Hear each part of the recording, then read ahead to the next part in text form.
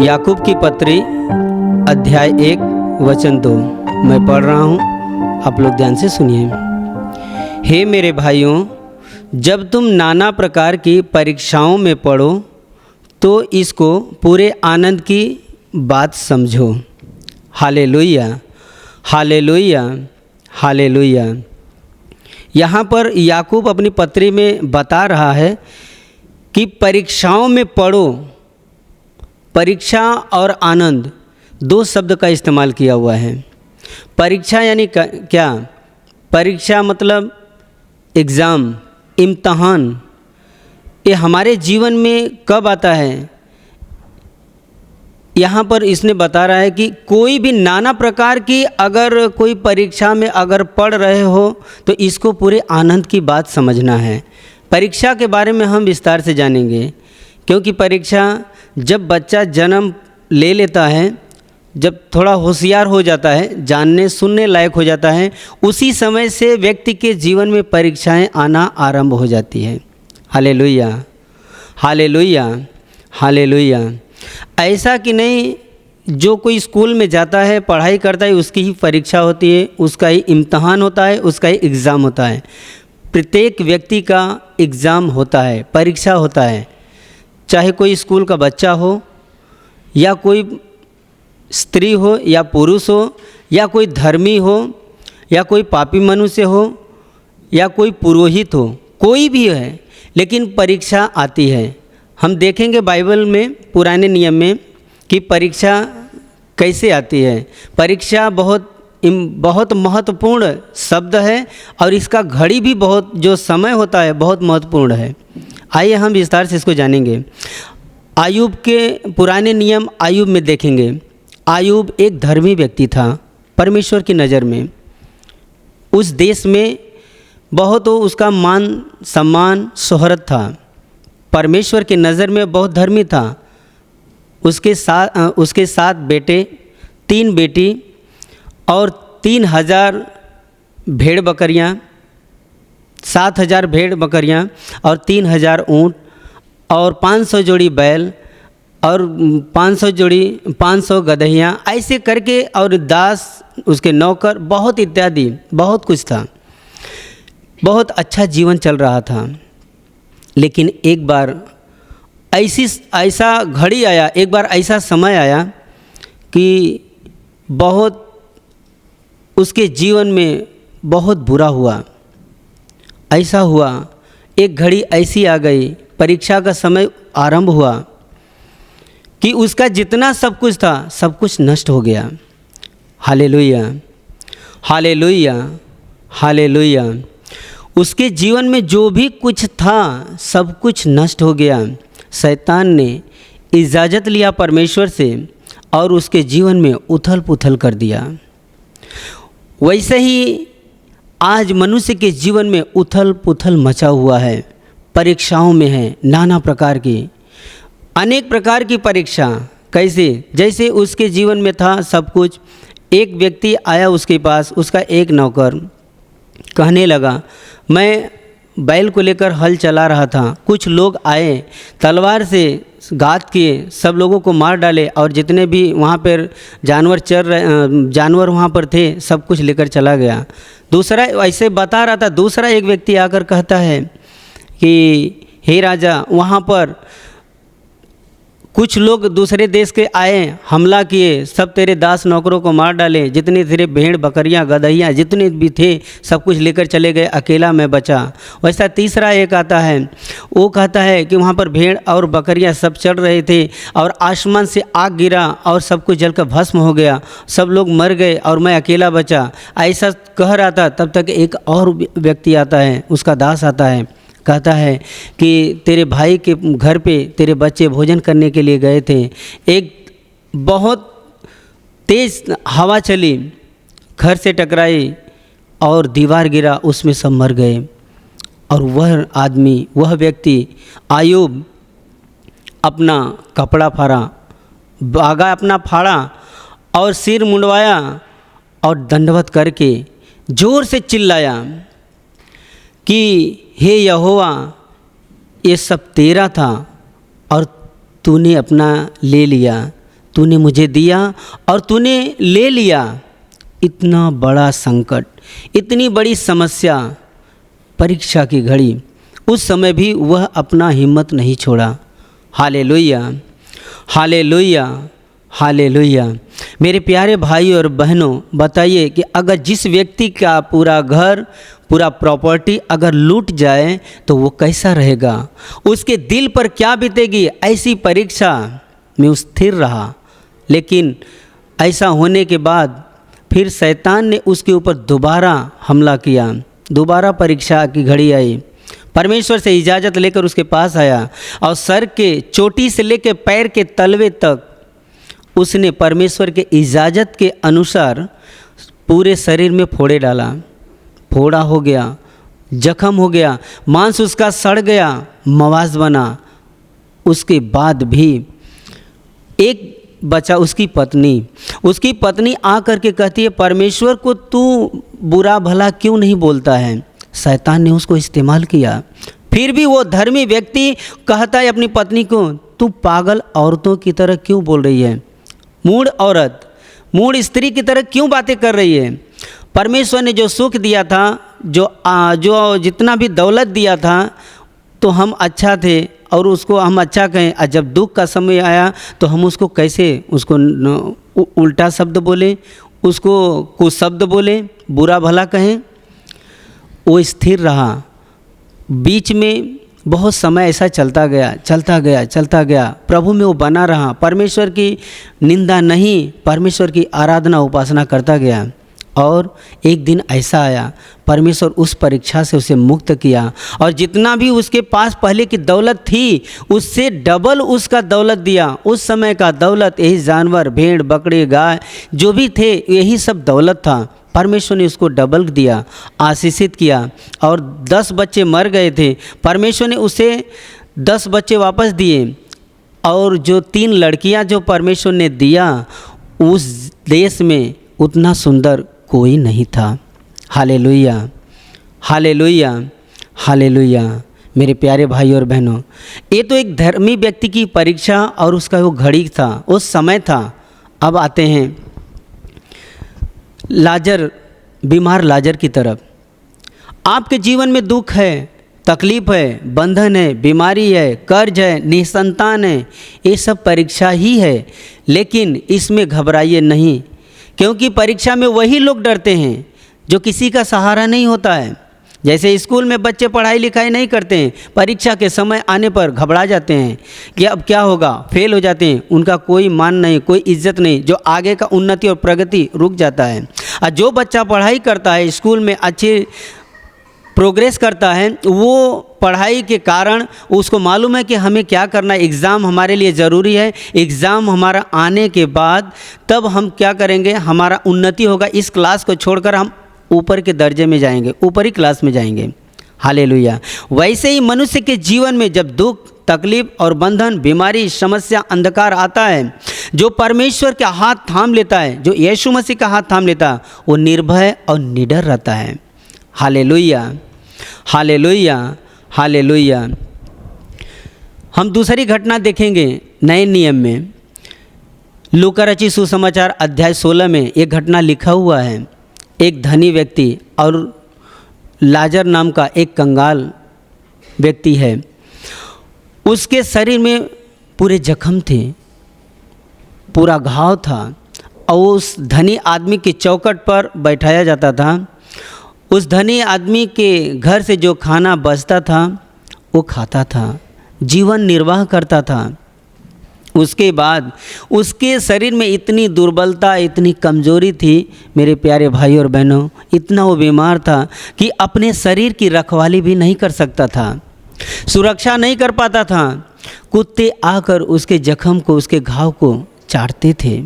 सोचिए कितनी दुख की बात है कि जो व्यक्ति एक जानवर को अपने शरीर से हटा नहीं सकता, वो कितना दुर्बल और कितना बेबस था।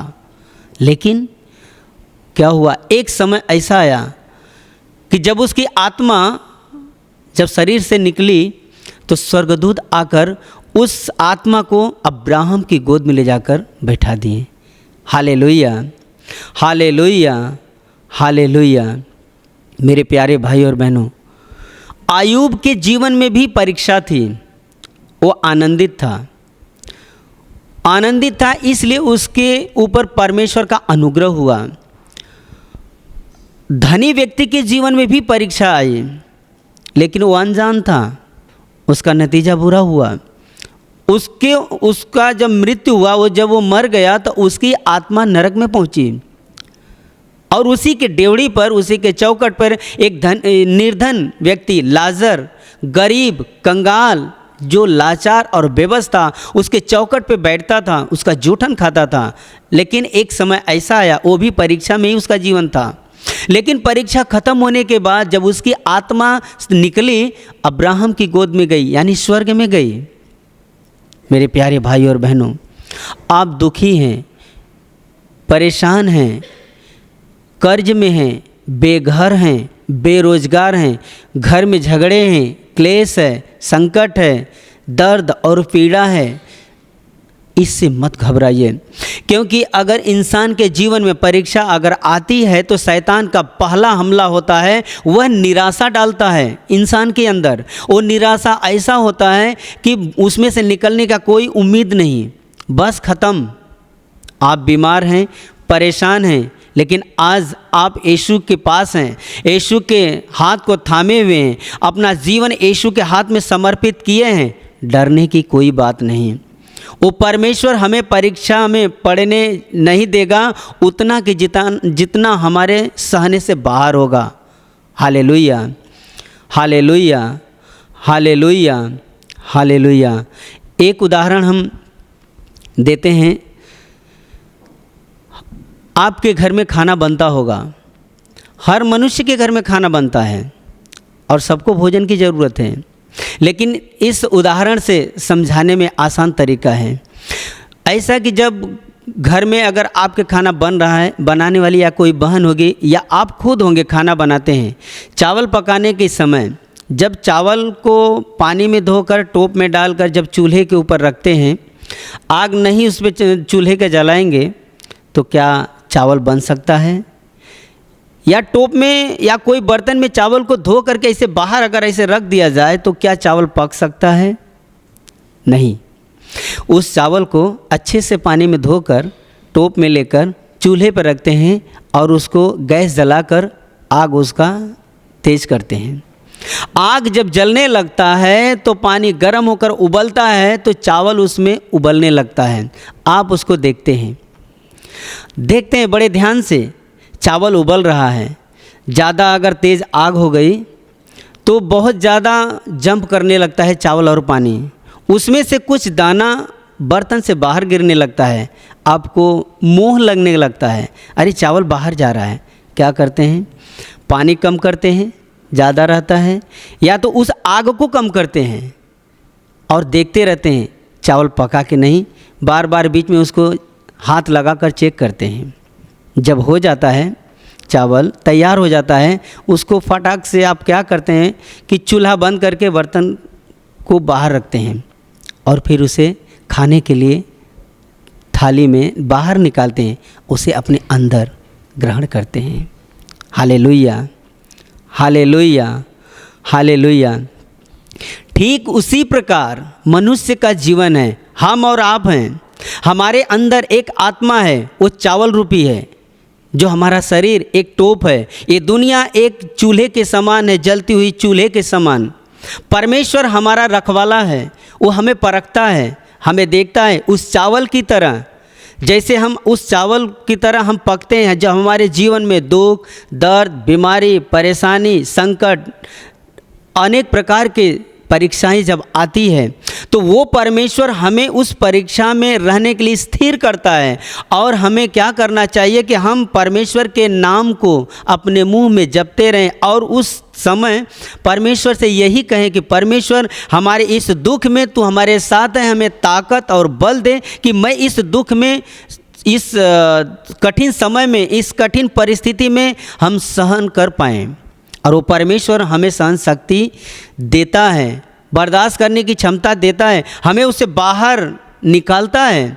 जैसे हम और आप क्या करते हैं, चावल जब ज़्यादा उबलता है आग कम करते हैं, पानी को बाहर निकालते हैं, चावल पक जाता है तो बड़े खुश हो जाते हैं, खाने लायक चावल हो गया। ठीक उसी प्रकार जब मनुष्य विपत्ति और संकट समस्याओं में गिर जाता है, परमेश्वर देखता है कि हमारे सहन से ज़्यादा असहनीय समय हो गया तो हमारे दुखों से बाहर निकालता है, तकलीफ़ों से बाहर निकालता है, और ये बर्तन रूपी शरीर के अंदर जो हमारी आत्मा है उसे बाहर निकालकर अपने हाथ में स्वर्ग में ले लेता है।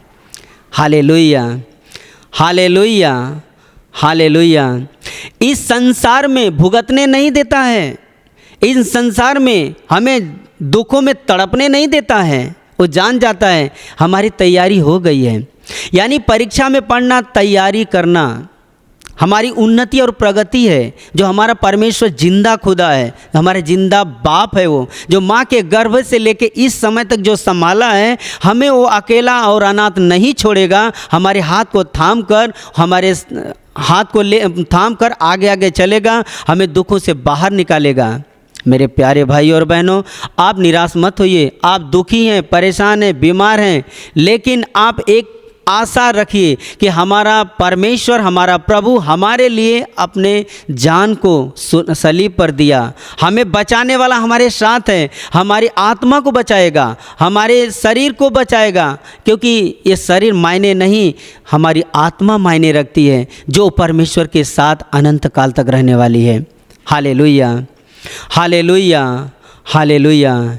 इसलिए बीमारियों के ऊपर अपना ध्यान मत दीजिए, दुखों के ऊपर ध्यान मत दीजिए। हर व्यक्ति की परीक्षा होती है, हर व्यक्ति की परीक्षा, चाहे परमेश्वर को माने या न माने, प्रभु के ऊपर भरोसा रखे या न रखे। जो प्रभु यीशु के ऊपर भरोसा रखता है वो दुखों में उसका जीवन व्यतीत होता है, फिर भी उसके बावजूद भी प्रभु यीशु मसीह हमारी आत्मा को बाहर लेता है। किससे? इस दुखी रूपी शरीर से जो संसार में शैतान अपने अधिकार में लिया है, उससे हमें बाहर निकालता है और हमें बाहर निकाल कर अपने स्वर्ग में हमें ग्रहण करता है, जहाँ पर अनंत काल तक हमें शांति और खुशी और परमेश्वर की महिमा करने के लिए जो हमें सौभाग्य जो प्रदान करता है। Hallelujah, hallelujah, hallelujah. इसलिए मेरे प्यारे भाई और बहनों, अपने दुखों की तरफ आंसू मत बहाइए। वो लोग दुखी होते हैं जिनका कोई रखवाला नहीं, वो लोग परेशान होते हैं जिसका कोई सुरक्षा देने वाला नहीं। हमारे पास परमेश्वर है, हमारे पास प्रभु यीशु मसीह है, वो हमें अकेला नहीं छोड़ेगा। वो लोग डरते हैं, वो लोग भयभीत होते हैं, क्योंकि उनका कोई रखवाला नहीं, उनका कोई चरवाहा नहीं। मरने के बाद नरक में उनकी आत्मा तड़पती है। लेकिन जो यीशु मसीह पर विश्वास करता है, पापों का पश्चाताप करता है, बीमारी रहते हुए भी उसकी आत्मा स्वर्ग में यीशु के पास जाती है। Hallelujah, hallelujah, hallelujah, hallelujah. मेरे प्यारे भाई और बहनों, अभी हम प्रार्थना करने वाले हैं। जिसको बीमारी है किसी भी शरीर, किसी भी अंग में, वहाँ पर हाथ रखें। अगर हाथ नहीं रख सकते तो अपने सीने पर हाथ रखिए, अपनी आंखें बंद रखिए। अभी मैं प्रार्थना करूँगा। प्रार्थना के दरमियान प्रभु यीशु आपको स्पर्श करेगा, आपके दुखों से, आपकी बीमारियों से बाहर निकालेगा। हे महान सर्वशक्तिमान तेजोमय परमेश्वर, प्रभु हम तुझे धन्यवाद देते हैं। आज इस समय, इस पल जितने लोग तेरे मौजूदगी में, तेरी उपस्थिति में हैं, प्रवचन को सुन रहे हैं और प्रार्थना में भाग ले रहे हैं, उन सभी का जीवन हम तेरे हाथ में देते हैं। प्रभु, बीमार हैं, परेशान हैं, बेघर हैं, संकट, समस्या, कर्ज, निसंतान, जो भी दुख, जो भी परीक्षाएं हैं, हे महान प्रेमी पिता, उन सारी परीक्षाओं से इन्हें तू बाहर निकाल और इन्हें स्वर्गीय शांति दे। प्रभु यीशु के पवित्र नाम से आदेश देता हूँ, आपके जीवन से हर दुख, हर तकलीफ़, हर बीमारी, परेशानी प्रभु यीशु के नाम से इसी घड़ी नष्ट हो जाए, नष्ट हो जाए। आपके ऊपर, आपके परिवार के ऊपर, बिजनेस व्यापार के ऊपर, घर के ऊपर किसी भी प्रकार का श्राप है, बंधन है, प्रभु यीशु के पवित्र लहू के द्वारा इसी क्षण नष्ट हो जाए, नष्ट हो जाए। आपके जीवन में, आपके परिवार में और आपके बिजनेस व्यापार में प्रभु यीशु का महान आशीष आए। आमीन।